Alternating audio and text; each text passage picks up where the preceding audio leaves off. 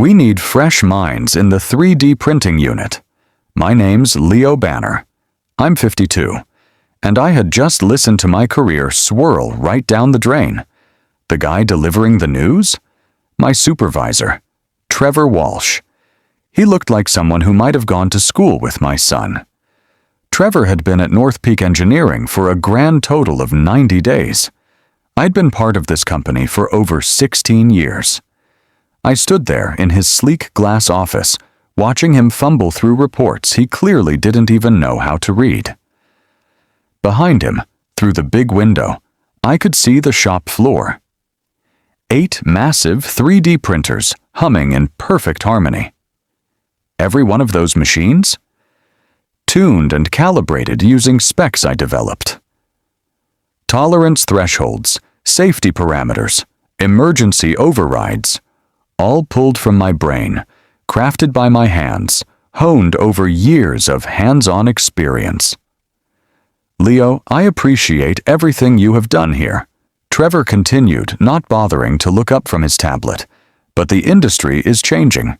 We need fresh perspectives, innovation. The board wants us to modernize our approach. I had trained 3 generations of technicians. I had built the department from 2 desktop printers to a full manufacturing operation that brought in $4 million annually, but apparently that did not count as innovation. When do you want me gone? I asked. End of the week would be ideal. Human resources will handle the transition details. I nodded once. No shouting, no pleading. I had watched younger men get escorted out in handcuffs for less dignity than that. I will clean out my desk. Actually, Leo, we would prefer if you just take your personal items security protocol. You understand. I understood perfectly. They wanted me out. Before I could document anything. Before I could leave instructions. Before I could make their transition easy. I walked back to my workstation, past the machines that had been my life for the better part of 2 decades. Jason, one of my technicians, looked up from a calibration screen. Everything okay, Mr. Banner, just fine. Jason, keep those tolerances tight. I gathered my coffee mug, a photo of my late wife Karen, and a small toolkit that had belonged to my father. Everything else, the technical manuals, the protocol documentation, the troubleshooting guides, stayed exactly where it was in my head. As I walked toward the exit, I caught a glimpse of Trevor through his office window. He was on the phone, probably already calling employment agencies, looking for my replacement. Someone younger, someone cheaper. Someone who had no idea what they were walking into. I handed my access card to security without a word. The machines kept humming behind me. For now, I had started at North Peak Engineering, when 3D printing was still called rapid prototyping. Back then, we had 2 machines the size of washing machines that could barely print a coffee cup without warping. The technology was crude, but I saw the potential while other tooling specialists dismissed it as a novelty. I spent nights learning the software, studying the chemistry of different polymers, understanding how temperature and humidity affected print quality. My wife Karen used to joke that I talked to those machines like they were people. She was not wrong. Each printer had its own personality, its own quirks. The Stratus's unit ran hot and needed constant cooling adjustments. The older Dimension printer had a feed mechanism that jammed. If you pushed the print speed above 60%, I learned to coax perfect results from temperamental equipment. When North Peak decided to expand the 3D printing operation, they put me in charge.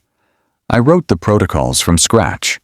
Every calibration sequence, every material specification, every maintenance routine I built. Safeguards into the system that prevented catastrophic failures. I trained technicians to recognize the early warning signs of problems for 16 years, we had never had a complete production shutdown. Trevor Walsh had arrived 3 months ago with an MBA and big ideas about efficiency. He had never run a machine in his life, but he had spreadsheets that showed how much money the company could save with newer equipment and younger operators. He talked about Industry 4 and artificial intelligence, like they were magic solutions that would eliminate the need for experience. I had tried to warn him about the complexity of our setup. Our 8 machines were not just printers, they were an interconnected system. The material handling, the environmental controls, the quality assurance protocols. Everything depended on precise calibration, but Trevor saw only numbers on his reports. Production output, labor costs, efficiency metrics. The warning signs had been there for weeks. Trevor started questioning my recommendations. He brought in consultants who had never worked with our specific equipment. He talked about outsourcing calibration to automated systems. When I explained why that would not work, with our current setup, he accused me of being resistant to change last week. He had asked me to document all our procedures for the transition. I told him, the documentation already existed in the system. What I did not tell him was that the most critical information, the tolerant specifications that kept everything running smoothly, existed only in my memory. Those numbers were not written down anywhere. They were the result of years of trial and error, thousands of test runs, countless adjustments made at 2 a.m. when nobody else was around. Now I was sitting in my truck in the parking lot, watching Trevor through his office window, wondering how long it would take. I spent the weekend in my garage working on a project that had been sitting unfinished for months. Karen had always wanted a wooden jewelry box with intricate carved details. I never found the time to complete it while I was working 60-hour weeks. Now I had nothing but time. Monday morning I did not drive to North Peak. Instead, I stayed home and sanded the jewelry box, smooth thinking about what came next at 52. I was too young to retire, but too old to start over easily the 3D printing industry. Was small word would get around about why I left. Trevor would make sure of that. Around 10 a.m., my phone rang. Jason, Mr. Banner. We are having some issues with Machine 3. The tolerances are drifting, and I cannot figure out why. I almost answered. Almost walked him through the calibration sequence that would fix the problem. Then I remembered Trevor's words about younger ideas and fresh perspectives. I do not work there anymore. Jason, you will need to ask Mr. Walsh. He said to figure it out. Ourselves said, the manuals have everything we need. The manuals? I almost laughed. The official documentation covered basic operation and standard maintenance. What it did not cover were the subtle adjustments needed to compensate for the building's HVAC system. The seasonal humidity changes the way the concrete floor expanded and contracted with temperature shifts. Those adjustments were art, not science. I am sorry, Jason. My hands are tied. I hung up and went back to my woodworking. The jewelry box was coming together nicely. Karen would have loved the way the light played across the carved roses on the lid. Tuesday, Jason called again. Machine 3 was still drifting, and now Machine 5 was showing similar symptoms by Wednesday. He sounded desperate. 4 machines were running outside, acceptable tolerances. Production was slowing down. Quality control was rejecting 30% of the parts. I did not answer his calls after. That Thursday afternoon, I drove past North Peak. On my way to the hardware store, the parking lot was full of cars. I did not recognize consultants, probably troubleshooters brought in to solve problems that should not exist. Friday morning, I was applying the final coat of varnish to the jewelry box. When the phone rang this time, it was not Jason, it was Trevor Leo. We need to talk. I do not work for you anymore. Remember, the machines are having some technical difficulties. We could use your expertise as a consultant, Technical difficulties like they had caught the flu or something. I set down my brush and walked to the window. The morning sun was hitting the trees just right. Casting long shadows across my yard, Karen used to love mornings like this. What kind of difficulties, I asked. Production issues. Quality problems. Nothing we cannot handle. But your input would be valuable. Nothing they could not handle. If that were true, he would not be calling. I might be available for consulting work. I told Trevor, my rate is $200 an hour minimum. 4-hour blocks payment up front. There was a long pause that seems excessive, Leo. That is the market rate for emergency troubleshooting, take it or leave it. He took it that told me everything I needed to know about how bad things had gotten. I arrived at North Peak Monday morning and badged in with a temporary visitor card. The production floor looked like a war zone. 3 machines were completely shut down, their error lights blinking red. The other 5 were running, but I could hear the strain in their motors, the inconsistent rhythm that meant trouble. Jason met me at the entrance, looking like he had not slept in days, Mr. Banner. Thank God you are here. We have been trying everything, but nothing works for more than a few hours. I walk the floor, listening to each machine, checking the readouts on their control panels. The symptoms were exactly what I expected. The calibration parameters were drifting, because nobody understood the environmental compensation factors I had built into the system. What have you tried so far? I asked. We recalibrated everything. According to the manual, brought in technicians from the equipment manufacturer. Even had a consultant from Stratus's corporate come out, and they all said the machines are operating within normal specifications. But we keep getting defective parts. Print jobs are failing halfway through. The quality control department is rejecting everything. I nodded and pulled out my phone, making notes. The problems were cascading exactly as I had anticipated. The drift in Machine 3 had been the canary in the coal mine. Now the environmental factors that affected one machine were affecting them all. Trevor appeared beside me, looking uncomfortable in his expensive suit. So what do you think, Leo? Can we get this sorted out quickly? That depends. What changes have you made since I left? Nothing major. We brought in a new calibration consultant, updated some of the software parameters, made a few efficiency improvements. I almost smiled. Show me what you changed for the next 2 hours. Trevor walked me through the modifications. His consultant had recommended new temperature settings that were supposed to reduce print times, adjusted feed rates that looked good on paper, but ignored the realities of our specific setup software updates that had overwritten custom parameters I had spent years perfecting. Every single change was wrong. Not dramatically wrong, but subtly wrong, in ways that would compound over time, like adjusting a watch by a few seconds each day. Eventually, you would miss your appointment. This is fixable. I told Trevor, but it will take time, and it will require undoing most of what your consultant recommended. How much time? 2 weeks. Minimum, maybe more, depending on how much damage has been done to the calibration baselines. Trevor's face went pale. We have orders to fill, contracts to meet. We cannot afford 2 weeks of downtime. Then you should have thought about that before you fired the person who understood your system.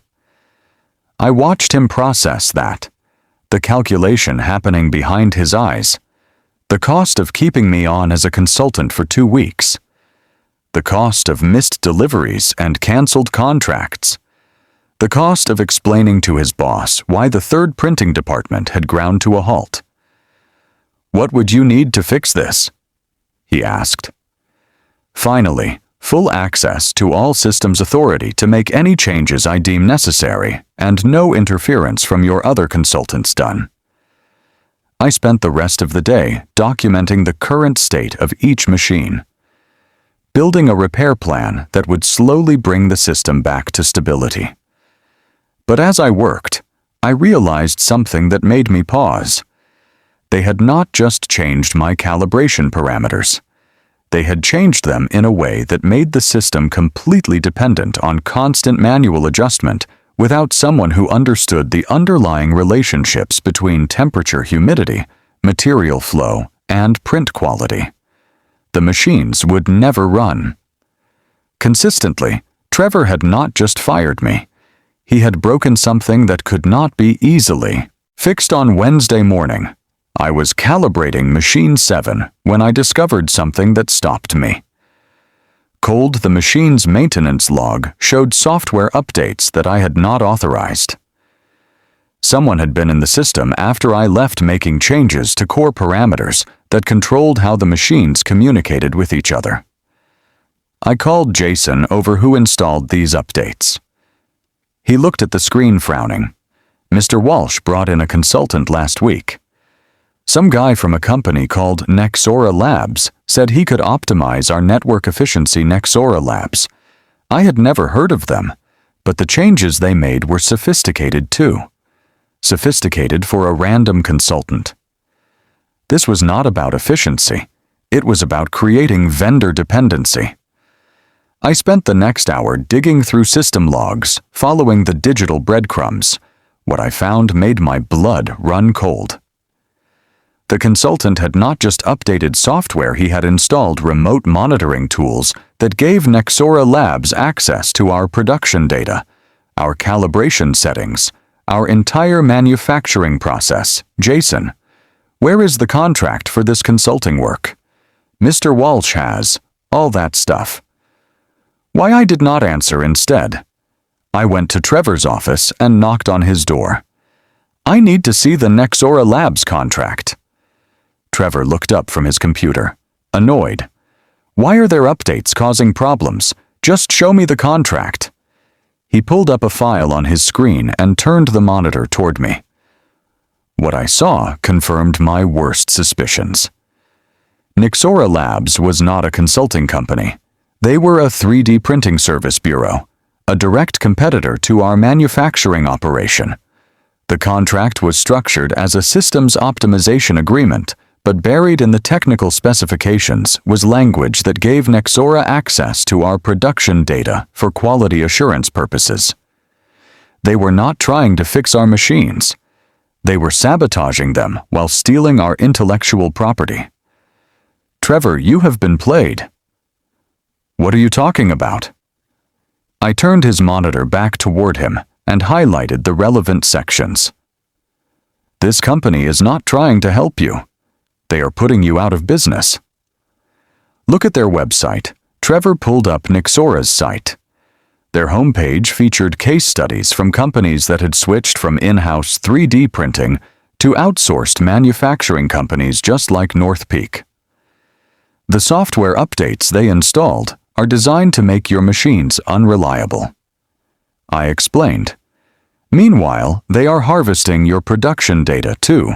Understand your customer requirements. When your machines finally fail completely, they will be perfectly positioned to offer you a full service. Alternative. Trevor stared at the screen, his face cycling through confusion, anger, and something that might have been fear. But that would mean you got conned by professionals and you fired the one person who might have caught it early enough to stop it. I watched his expression shift, the weight of realization crashing in. This wasn't just about a few bad calls. It was a full-on collapse. Trevor had walked into this thinking he could manage, maybe even impress. But now he saw the cracks had been forming long before he arrived. So what now? He muttered, more to himself than to me. This isn't a patch job, I said. We're looking at total system re-engineering. Give me a number, he said. Rough estimate. I looked away for a moment, the silence pressing down like a storm about to break.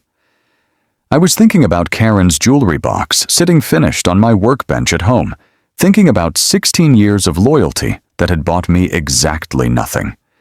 Thinking about younger ideas and fresh perspectives. That depends. I said finally, on whether you want to fix this properly or whether you want to keep pretending that experience does not matter. For the first time since I had known him, Trevor Walsh looked genuinely scared. I left Trevor's office without giving him an answer. Instead, I spent the afternoon documenting everything I had found. Screenshots of the unauthorized software installation's copies of the Nexora Labs contract, a detailed analysis of how the sabotage had been implemented that evening. I called my old friend Marcus Wright, who worked in corporate security at a Fortune 500 company. Marcus had started his career as a machinist before moving into cybersecurity. He understood both worlds. "Leo, good to hear from you. How is retirement treating you?" "I am not retired. I got fired, and I think I have stumbled onto something you might find interesting." I explained the situation, the sabotage, the data theft, the systematic destruction of our manufacturing capability. Marcus listened without interrupting, asking technical questions that told me he understood the implications. "This is bigger than just your company," he said. When I finished, "If Nexora is doing this to you, they are probably doing it to others." Industrial sabotage on this scale is federal crime territory. What would you do? Document everything, but do not tip them off. That you know, if they realize you have figured out their game, they will shut down their operation and disappear. What about North Peak? We have contracts to fulfill. That is not your problem anymore.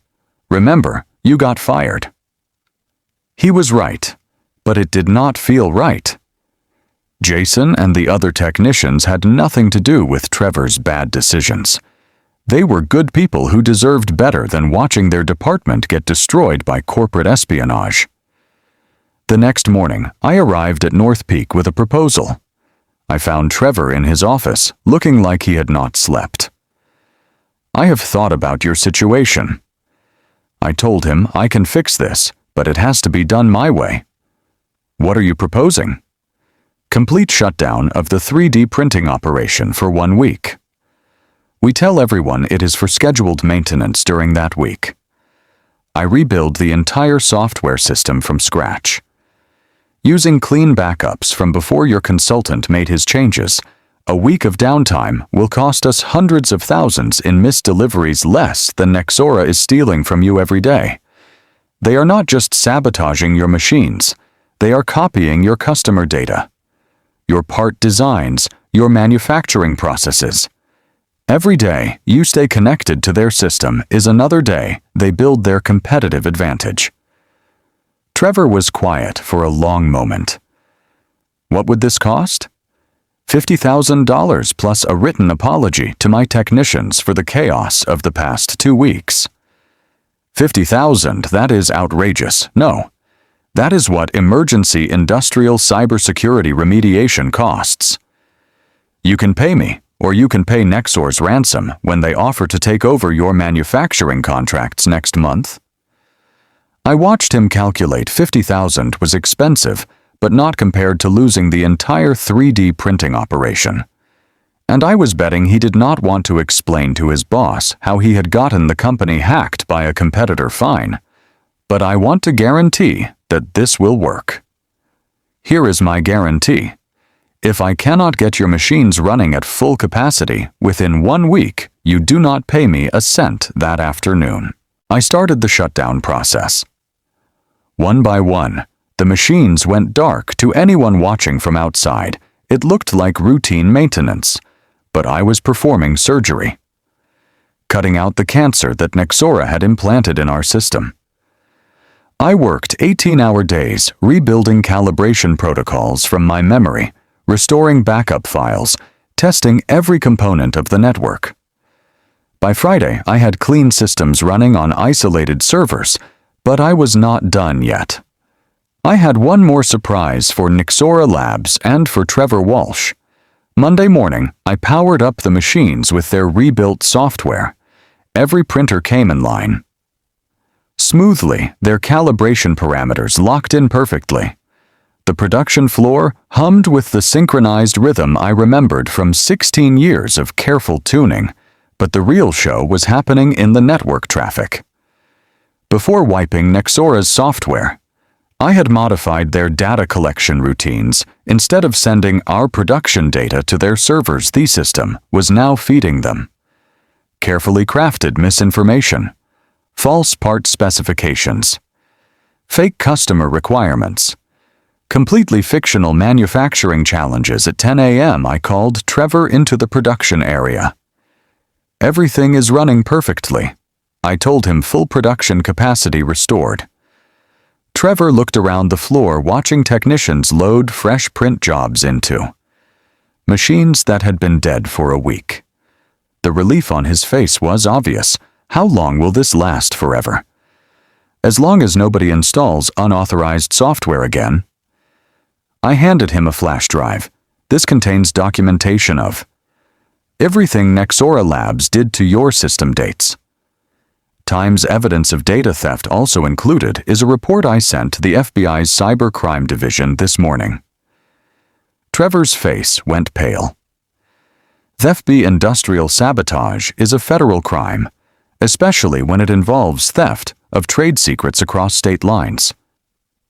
I thought they might be interested in Nexora's business model, but that means Nexora Labs is about to have a very bad day. And when the FBI raids their offices, they are going to find servers full of stolen data from companies just like ours, companies whose executives made the same mistake you did. I watched him process the implications. Not just the legal consequences for Nexora, but the embarrassment of explaining to his boss how he had nearly destroyed the third printing department by trusting criminals. "What happens now?" he asked quietly. "Now your machines run perfectly. Your production data stays secure, and you learn not to fire people who actually understand your businesses." Started walking toward the exit. When you write my check, make it out to Leo Banner Consulting. I have decided to start my own business 3 weeks later.